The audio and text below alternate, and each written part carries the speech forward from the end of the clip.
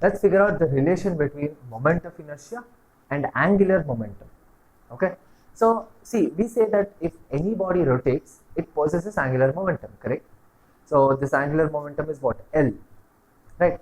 So suppose, let's say, see, look at this, we have a circular object, let's say the radius is r, and the object or the particle which is here and it's moving with a momentum of p, then we have L is equal to r cross p.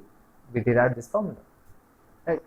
So the object is moving in a circular path. What is the angle between r and p here? 90, because it's a tangent, right?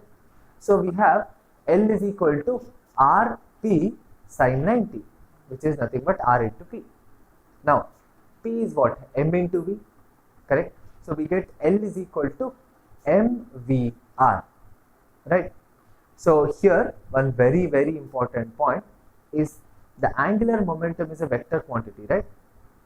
The angular momentum, the direction of it is perpendicular to both v and r.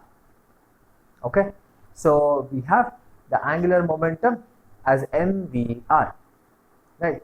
See, for the whole body, if you have to calculate, then we have L is equal to L1 plus L2 plus L3, so on and so forth, correct? So we have the sum of all the angular momenta is equal to the net angular momentum of the whole body, correct? So whenever we have any object moving in the circular motion, we also derived one more relation between linear velocity and angular velocity. Remember, we have v is equal to r omega, right? Since we have different radii, then obviously the velocities will change, correct? So we have v1 is equal to r1 omega, v2 is equal to r2 omega, like this it keeps on going, right? So the angular momentum of particle, each particle, so we'll get L1 is equal to m1 into v1 into r1, correct? So we'll get m1 into r1 into omega into r1. So in place of v1 we are substituting.